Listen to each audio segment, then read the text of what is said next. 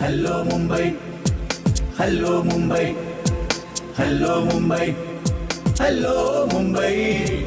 ഉയരുണരും പാളങ്ങൾ, നിശയില്ലാ ജീവിതയാത്രകൾ. ഹലോ മുംബൈ, സ്നേഹത്തിൻ സൗഹൃദ ഭൂമിയിൽ അതിരില്ലാ കാഴ്ചയുമായി. ഹലോ മുംബൈ, നിങ്ങളുടെ മുന്നിൽ hello Mumbai.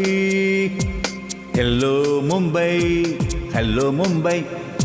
Hi hello and welcome to hello Mumbai. ലോകമെമ്പാടുമുള്ള ഹലോ മുംബൈയുടെ പ്രേക്ഷകർക്ക് ഒരു നല്ല ദിനം ആശംസിക്കുകയാണ്. ഒപ്പം ഇന്നത്തെ ഈ എപ്പിസോഡിലേക്ക് ഏവർക്കും സുസ്വാഗതം.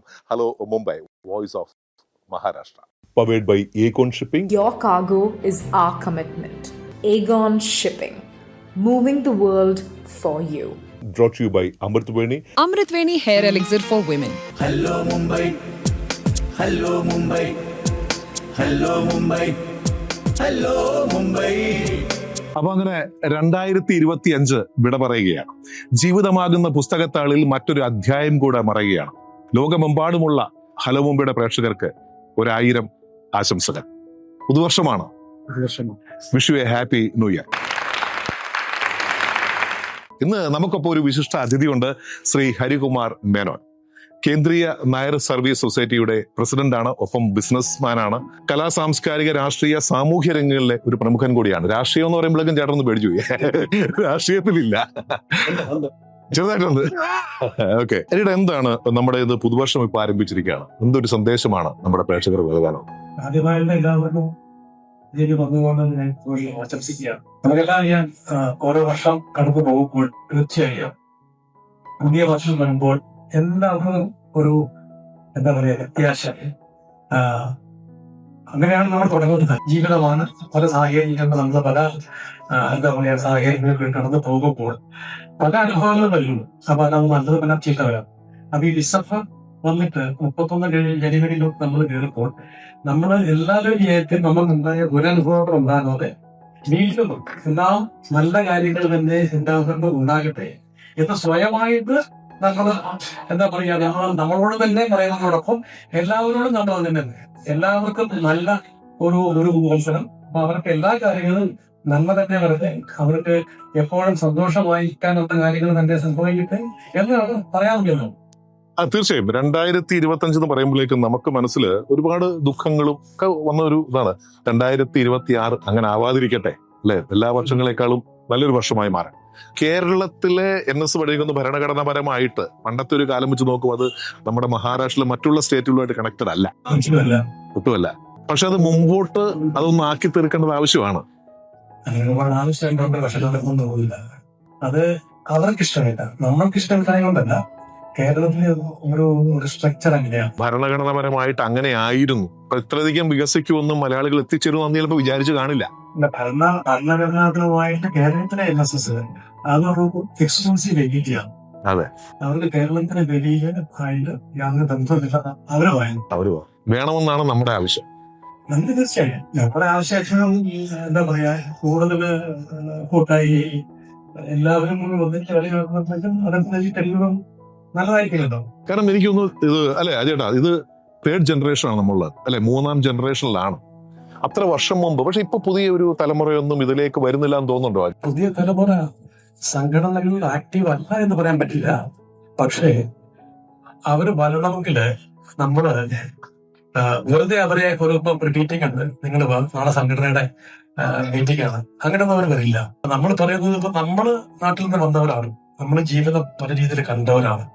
അല്ലെങ്കിൽ ഒരു പക്ഷേ നാട്ടിലുള്ളപ്പം സ്കൂളിലും കോളേജിലൊക്കെ പഠിക്കുമ്പം സംഘടനകൾ ചേർന്ന് പ്രവർത്തിച്ചവരാണ്. പക്ഷെ നമ്മുടെ മക്കള് ഇന്നിപ്പോ ബോംബെയിൽ ജനിച്ചു വളർന്നവര്, അവർക്ക് പല കാര്യങ്ങളും ഇപ്പം എന്താ പറയാ നമ്മള് കേരളത്തിൽ നിന്നുള്ളവരാണ്. നമ്മളുടെ ആ ഒരു റൂട്ട് പറയില്ല, നമ്മുടെ ആ ഒരു എന്താ പറയാ കേരളത്തിൻ്റെതായ സംസ്കാരം അത് അവർക്ക് നമ്മുടെ വീടുകളിൽ നിന്നാണ് കിട്ടുന്നത്. അപ്പൊ നമ്മൾ 100% കുട്ടികളെ മാത്രം കുറ്റം പറഞ്ഞിട്ട് കാര്യമില്ല. പുതിയ തലമുറ സംഘടനാ പ്രവർത്തനം മാത്രമല്ല, ഏത് രീതിയിലും അവർക്ക് മുമ്പോട്ട് വരണമെങ്കിൽ അവർക്ക് പേരൻസിന്റെ സപ്പോർട്ട് വളരെ ആവശ്യം. 100%. പക്ഷെ പേരൻസിന്റെ സപ്പോർട്ട് ഇല്ലാതെ നമുക്ക് ഒന്നും ചെയ്യാൻ പറ്റും. എനിക്ക് തോന്നുന്നു പൊതുവെ അവർക്ക് ഇന്ത്യയുടെ വെളിയിൽ പോകാനാണ് കൂടുതലും താല്പര്യം തോന്നുന്നത്. തീർച്ചയായിട്ടും വളരെ കുറച്ച് കുട്ടികൾക്ക് മാത്രമേ സംഘടനയിലേക്ക് വരാനായിട്ട് താല്പര്യപ്പെടുന്നുള്ളൂ. കാരണം ഇന്ന് അവർ സോഷ്യൽ മീഡിയ യുഗത്തിലാണ് ജീവിച്ചു വരുന്നത്. അതെ, പിന്നെ അതല്ല അവരെന്തിനാണെന്നുള്ളത് ഒരു നമ്മൾ സംഘടന അല്ലെങ്കിൽ എന്തിനു വരണോ, എന്തുകൊണ്ട് വരണം, വന്നാലുള്ള പ്രയോജനം അത് എന്തിനാണെന്നുള്ള കാര്യം നമ്മളെ വീട്ടിൽ നിന്ന് തന്നെ നമ്മൾ അവരെ പഠിപ്പിച്ച് യൂത്ത് വിങ് എന്നൊരു ഇതൊക്കെ ഉണ്ട് അല്ലേ? അതിൽ തീർച്ചയായിട്ടും. ഇപ്പൊ ഞാൻ KNSS കാര്യം പറഞ്ഞല്ലോ. KNSS ഒരു അപെക്സ് ബോഡിയാണ്. ഇപ്പൊ KNSSന്റെ കീഴില് മഹാരാഷ്ട്രയിൽ 33 യൂണിറ്റുകളുണ്ട്. ഈ പല യൂണിറ്റുകളിലും യൂത്ത് വിങ് വളരെ നല്ല ആക്റ്റീവായിട്ട് പ്രവർത്തിക്കുന്നുണ്ട്. അപ്പൊ അതാണ് ഞാൻ നേരത്തെ പറഞ്ഞത്. അവർക്ക് കലാപരമായിട്ടുള്ള കഴിവുള്ള കുട്ടികളുണ്ട്, അല്ലെങ്കിൽ അത് കൊണ്ടുപോകുന്നതിന് അറിയാമല്ലോ, അവരുടെ വ്യക്തിത്വ വികസനം എന്ന് പറയുമ്പോൾ പല രീതിയിലാണ്. അത് കണ്ടെത്തി ആ രീതിയിൽ അവരുടെ ഒരു വ്യക്തിത്വ വികസനത്തിനും അവർക്ക് താല്പര്യമുള്ള കാര്യങ്ങളുടെ സംഘടന ചെയ്യുകയാണെന്നുണ്ടെങ്കിൽ തീർച്ചയായിട്ടും അവർ വരും. അപ്പൊ KNSS മുൻകൈ എടുത്തിട്ട് നമ്മളിപ്പോ കഴിഞ്ഞ കൊല്ലം ഒരു ബിസിനസ് ഫോറം നമ്മൾ സ്റ്റാർട്ട് ചെയ്തു. അതിന്റെ പേര് നായർ ബിസിനസ് ഫോറം എന്നാണ്, NBF. അത് നമ്മൾ ഉദ്ദേശിക്കുന്നത് കുട്ടികൾ പ്രത്യേകിച്ച് അറിയാമല്ലോ, നമ്മൾ നേരത്തെ പറഞ്ഞു നമ്മളിപ്പോ പുതിയ വാക്കുണ്ട് ജൻസി. അപ്പൊ ഈ തലമുറ കുറെ ബന്ധപ്പെട്ട കുട്ടികള് പഠിത്തം കഴിഞ്ഞിട്ട് അവർക്ക് പലർക്കും താല്പര്യമുണ്ട്. എന്താ പറയുന്നത്, ഈ നമ്മൾ പണ്ട് പറയും ജോബ് സീക്കർ എന്ന് പറയും. ഇപ്പൊ ജോബ് സീക്കർ അല്ല, ജോബ് ക്രിയേറ്റർ. അത് എന്റർപ്രണർഷിപ്പ് അല്ലെങ്കിൽ അവരുടെ സ്റ്റാർട്ടപ്പ് യൂണിറ്റുകൾ. അപ്പൊ ഇങ്ങനെയൊക്കെയുള്ള കാര്യങ്ങള് നമുക്ക് ഗൈഡൻസ് മുതിർന്നവർക്ക് കൊടുക്കാൻ പറ്റുകയാണെങ്കിൽ തീർച്ചയായിട്ടും കുട്ടികള് അതിൽ വളരെ ഇൻട്രസ്റ്റ് ഉണ്ടാവുക. ഇപ്പൊ NDF സ്റ്റാർട്ട് ചെയ്തതിനു ശേഷം കുറെ കുട്ടികൾ ഇപ്പൊ ഞാൻ പല യൂണിറ്റുകളിൽ പോകുമ്പോൾ നേരത്തെ ഇതൊരു പ്രശ്നമായിരുന്നു. നമ്മള് കുട്ടികളോട് ചോദിക്കുമ്പോൾ അവർ ചോദിക്കും, ഇത് നമുക്ക് എന്താണ് അവിടെ വന്നു കഴിഞ്ഞു കഴിഞ്ഞാൽ നമ്മളുടെ, അതായത് നമുക്ക് അവർക്ക് അവരുടെ ഏതെങ്കിലും ആസ്പിറേഷൻസ് ഉണ്ടോ. അപ്പൊ അത് പലപ്പോഴും നമുക്ക് ആൻസർ ചെയ്യാൻ പറ്റില്ല. പക്ഷെ ഇപ്പൊ NDF വന്നതിന് ശേഷം കുട്ടികൾ ഇങ്ങോട്ട് വന്നിട്ട് പറയുന്നുണ്ട് അവർക്ക് വേണ്ട താല്പര്യം എങ്ങനെയാണ് ഒരു സ്റ്റാർട്ടപ്പ് സ്റ്റാർട്ട് ചെയ്യാനും അല്ലെങ്കിൽ ഗൈഡൻസ്, അവർക്ക് പല രീതിയിൽ ഉള്ള ഒരുപാട് ചോദ്യങ്ങൾ വരുമ്പോൾ അവിടെ നമുക്ക് അവർക്ക് സാറ്റിസ്ഫൈ ചെയ്യുന്ന രീതിയിലുള്ള മറുപടികൾ കൊടുക്കാൻ പറ്റുന്നുണ്ട്. ഓപ്പർച്യൂണിറ്റി ക്രിയേറ്റ് ചെയ്യാൻ അവർ വരും. തീർച്ചയായിട്ടും ഓപ്പർച്യൂണിറ്റി. പ്രത്യേകിച്ച് ബോംബെയിൽ കണ്ടൊരു വലിയ കാര്യം എന്ന് പറഞ്ഞാൽ അവർ മലയാളം നന്നായിട്ട് സംസാരിക്കുന്നുണ്ടെന്നുള്ളതാണ്. ഞാൻ മറ്റുള്ള സംസ്ഥാനങ്ങൾ വെച്ച് നോക്കുമ്പോൾ ബോംബെയിലുള്ള മലയാളികളാണ് ഏറ്റവും നന്നായിട്ട് സംസാരിക്കുക അല്ലേ? അതിലൊരു എക്സാമ്പിൾ എന്ന് പറഞ്ഞാൽ ഇപ്പൊ നമുക്കൊരു നാടൻ പാട്ട് കേൾക്കാം. വളരെ മനോഹരമായിട്ട് ആലപിക്കുന്ന രണ്ടുപേരുണ്ട്, ഞാൻ ക്ഷണിക്കാം. അഭിനവ് ഹരീന്ദ്രനാഥൻ. അതായത് നാടൻ പാട്ടുകൾ, പ്രത്യേകിച്ച് ചേട്ടനൊക്കെ പാടുന്ന ഒരാളാണ് അല്ലെ? പക്ഷെ ഈ നാടൻ പാട്ടിനോട് നമ്മുടെ ഈ പുതിയ തലമുറയ്ക്ക് ഒരു ഇഷ്ടം തോന്നുക എന്നുള്ളത് വളരെ ഒരു വ്യത്യസ്തമായ ഒരു കാര്യമാണ്. സാധാരണ എനിക്ക് തോന്നുന്നു ചേട്ടന് മുമ്പ് സൂചിപ്പിച്ച പോലെ ഈ ജെൻസി അല്ലെ, ഈ അടിച്ചു പൊളിച്ച പാട്ടുകളിൽ നല്ലാതെ നമ്മുടെ നാടൻ പാട്ട് നമുക്കൊന്ന് കേൾക്കാം. കുട്ടികൾക്ക് ഇപ്പൊ നാടൻ പാട്ട് ഇഷ്ടമാണെന്ന് പറഞ്ഞതില് എന്റെ ഒരു തോന്നലാണ്. നമ്മുടെ വിട്ടുപിരിഞ്ഞു പോയ വലിയൊരു കലാകാരൻ കലാഭവൻ മണി അതിലൊരു അവാർഡ് കൊണ്ടുവരേണ്ടിയിരുന്നു. ഈ നാടൻ പാട്ടുകൾ ഇത്രയും പോപ്പുലറൈസ് ചെയ്യാൻ തീർച്ചയായിട്ടും അദ്ദേഹത്തിന്റെ കോൺട്രിബ്യൂഷൻ. തീർച്ചയായും. പക്ഷെ പണ്ട് ഇത് ശരിക്കും പറഞ്ഞാല് മറ്റേ എന്താ പറയാ, അടിയാളന്മാരും അങ്ങനെയൊക്കെ ഉണ്ടായിരുന്ന ഒരു കാലഘട്ടത്തിൽ ഉണ്ടായ ഒരു പാട്ടാണിത്. തീർച്ചയായിട്ടും ഒരുപാട് മെസ്സേജുകൾ നാടൻ പാട്ടിൽ സമൂഹത്തിന് കൊടുത്തിട്ടുണ്ട്. സമൂഹത്തിന്റെ റിഫോംസിനും അത് വഴിവെച്ചിട്ടുണ്ട്. പക്ഷെ അതിനുവേണ്ടി ഒരു ശരിക്കും പറഞ്ഞാൽ അതിനുവേണ്ടി ഒരു വേദി ഒരുക്കേണ്ടത് ആവശ്യമാണ്. ഇവർക്കൊക്കെ ഉണ്ട് നാടൻ പാട്ടിന്റെ കോമ്പറ്റീഷൻ. നമ്മളിപ്പോ ഒരു നാട്യോത്സവം പ്ലാൻ ചെയ്തിരുന്നു. നമ്മളെ എല്ലാം മുമ്പ് തുടങ്ങി തന്നെ മഹാരാഷ്ട്രയിലെ ഒരുപാട് കലാകാരന്മാരും കലാകാരിമാരും ഒരുപാട് ടാലന്റുള്ള കുട്ടികളുണ്ട്. അവർക്ക് പ്ലാറ്റ്ഫോം കിട്ടണം, ലോകം മൊത്തം അറിയണം എന്ന നിലയ്ക്കാണ് എല്ലാം മുമ്പ് തുടങ്ങിയിട്ടുള്ളത് തന്നെ. അപ്പോൾ അതുകൊണ്ടാണ് നമ്മൾ അതിനുവേണ്ടി അവർക്ക് വേണ്ടി നമ്മൾ നാട്യോത്സവം എന്നുള്ള പരിപാടി കുറച്ച് നാളത്തെ മാറ്റി വെച്ചിട്ടുള്ളതാണ്. പക്ഷെ തീർച്ചയായിട്ടും നമ്മളത് ആരംഭിക്കും. തീർച്ചയായിട്ടും നമ്മളുടെ മുംബൈയിലും മാത്രമല്ല മഹാരാഷ്ട്രയിലെ മൊത്തം കുട്ടികൾക്ക് വേണ്ടി അന്നൊരു പ്ലാറ്റ്ഫോം ഉണ്ടാക്കാനുള്ള എല്ലാ തീരുമാനങ്ങളും നടക്കുന്നുണ്ട്. തീർച്ചയായിട്ടും അതിനെല്ലാവരും സപ്പോർട്ടും കൂടി കിട്ടിക്കഴിഞ്ഞാൽ നമ്മൾ നടത്തിയിരിക്കും.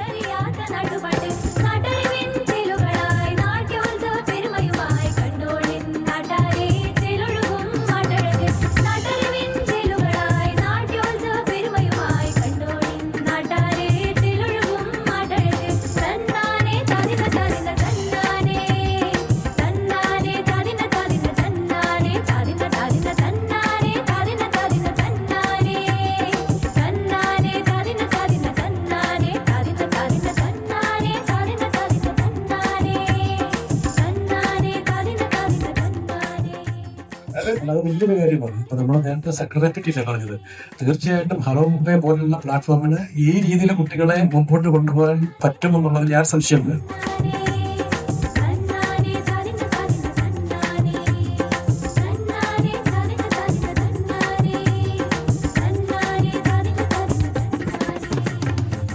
ഉയരുണരും പാളങ്ങൾ, നിശയില്ലാ ജീവിതയാത്രകൾ. ഹലോ മുംബൈ.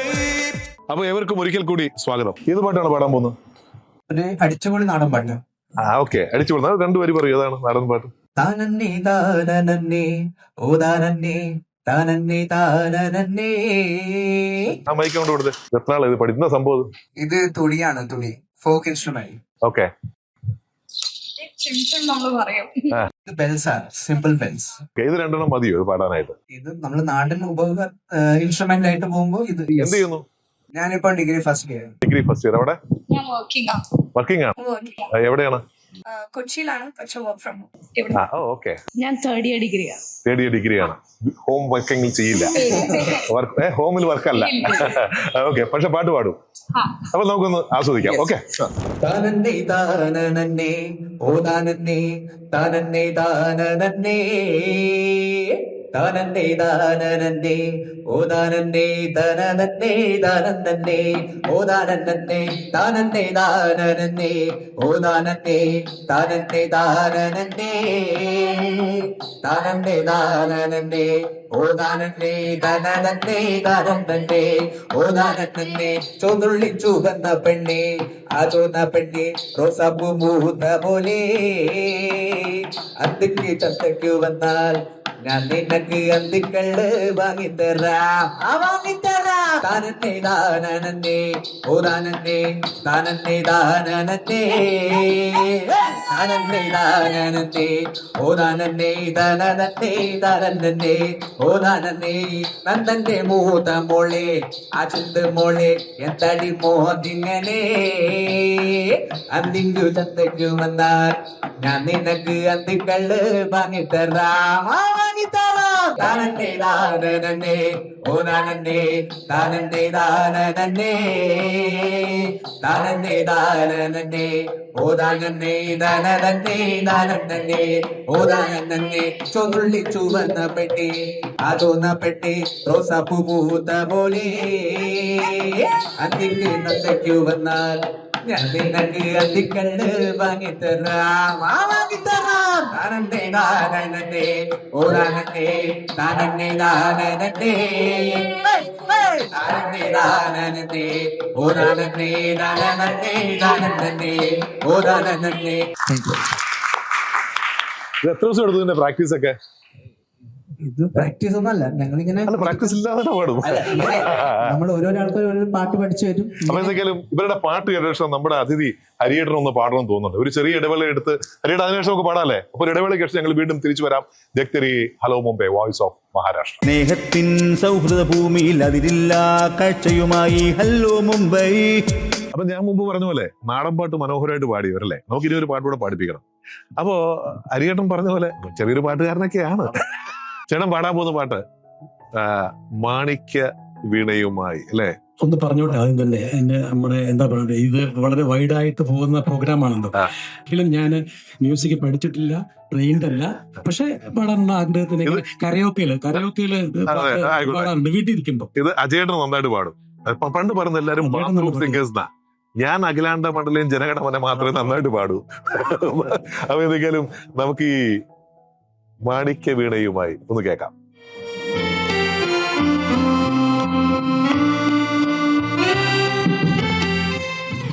മാണിക്യ വീണയുമായി മനസ്സിന്റെ താമര പൂവിലുണർന്നവനേ, പാടുകില്ലേ വീണമീട്ടുകില്ലേ എന്നോട് ചൊല്ലുകില്ലേ ഒന്നും മിണ്ടുകില്ലേ.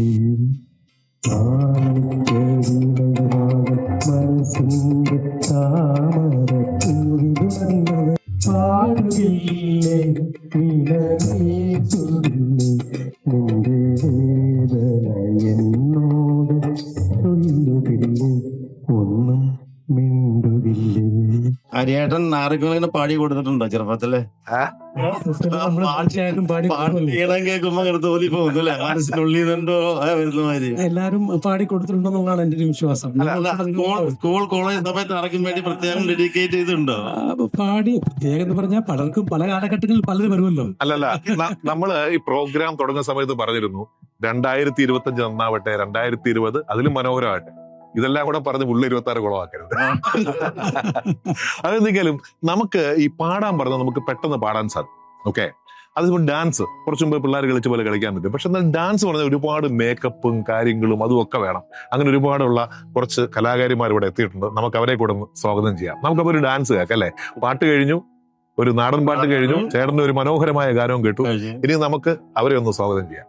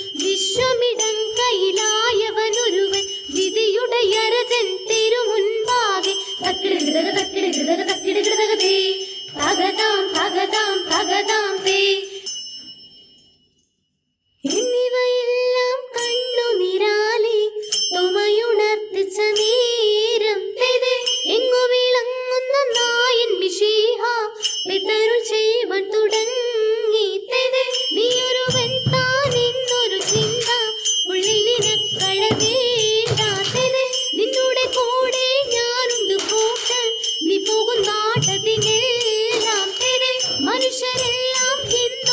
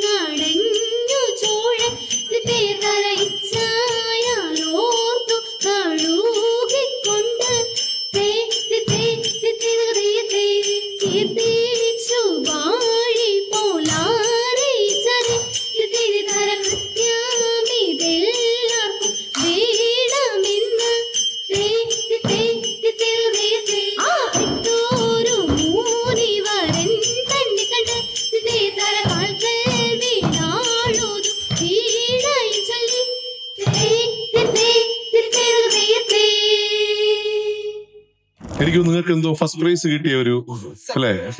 കഴിഞ്ഞ 2 വർഷം ഫസ്റ്റ് പ്രൈസ് ആയിരുന്നു, ഈ വർഷം സെക്കൻഡ്. ഇല്ല, നമുക്ക് പ്രാക്ടീസ് കുറച്ച് കുറവായിരുന്നു. 2 വർഷം തന്നെയല്ലേ കളിച്ചത്? ഇല്ല, പാട്ട് വേറെ വരും. ഓക്കെ, കാരണം ഞാന് ഇട്ടിമാണിക്യം ഫ്രം ചൈന, ഇത് മോഹൻലാൽ കളിച്ച് മനോഹരമാക്കിയ ഒരു സ്റ്റെപ്പാണ് അല്ലേ? അതിലും മനോഹരം നമ്മള് കളിക്കൂലേ? അതിലും മനോഹരമായിട്ട് കളിച്ച് നിങ്ങൾക്ക് ഒരുപാട് പ്രൈസ് കേട്ടിട്ട് എന്ന് ഞാൻ ആശംസിക്കുന്നു. എന്താണ് അടുത്ത വർഷം നീ എന്താ ചെയ്യാൻ പോകുന്നത്? അടുത്ത വർഷം ഫസ്റ്റ് തിരിച്ചു മേടിക്കണം. ആദ്യം കിട്ടിയ ഫസ്റ്റ് പ്രൈസ് മറ്റുള്ള കൊടുക്കുകയും വേണം. 2 പ്രാവശ്യം കിട്ടിയ ഫസ്റ്റ് പ്രൈസ് തിരിച്ചു പിടിക്കണം, വീണ്ടും തിരിച്ചു പിടിക്കണം. ഓക്കെ, അങ്ങനെ ആവട്ടെ. എന്ത് ചെയ്യണം, എല്ലാവരും വർക്ക് ചെയ്യുന്നവരാണല്ലേ? ശരിക്കും ഈ മഹാനഗരത്തിന്റെ ഒരു ഇത് ഇങ്ങനെ തന്നെയാണ് അല്ലേ? കിട്ടുന്ന ഒരു സമയം, എത്ര സമയം പ്രാക്ടീസ് ചെയ്യും? ഞങ്ങള് 2 to 3 hours. 1, 2, 3, 6 പേര് മതിയോ? 2 to 3 hours ഇല്ല, നമുക്ക് മിക്കവാറും ഈ 6 പേര് ഒരുമിക്കുന്നത് പ്രോഗ്രാമിന്റെ തലേദിവസമായിരിക്കും. അല്ല, അതുകൊണ്ടാണ് പ്രൈസ് കിട്ടാതെ. ഇല്ല, എല്ലാ വർഷം ഇങ്ങനെ തന്നെ. കാരണം എല്ലാവരുടെയും വർക്കും കുട്ടികളുടെ എക്സാമും അങ്ങനെ ഇതൊക്കെ ആയിട്ട് അഡ്ജസ്റ്റ് പോകാൻ കുറച്ച് ബുദ്ധിമുട്ടായിരിക്കും. പക്ഷെ എന്നാലും നമ്മളുടെ കഴിവിനനുസരിച്ച്. അതെ, അപ്പൊ എന്നാലും അങ്ങനെ തന്നെ ആവട്ടെ,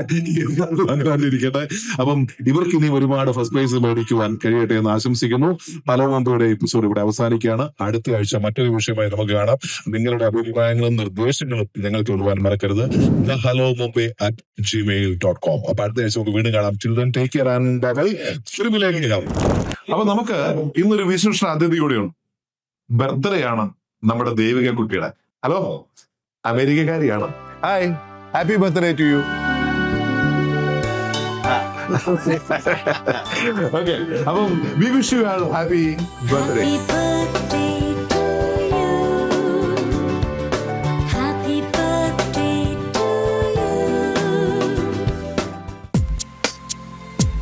hello Mumbai, hello Mumbai, hello Mumbai, hello Mumbai. ഉയരുണരും പാളങ്ങൾ, നിശയില്ലാ ജീവിതയാത്രകൾ. ഹലോ മുംബൈ, സ്നേഹത്തിൻ സൗഹൃദ ഭൂമിയിൽ അതിരില്ലാ കാഴ്ചയുമായി. ഹലോ മുംബൈ, നിങ്ങളുടെ മുന്നിൽ hello Mumbai. Hello Mumbai, hello Mumbai.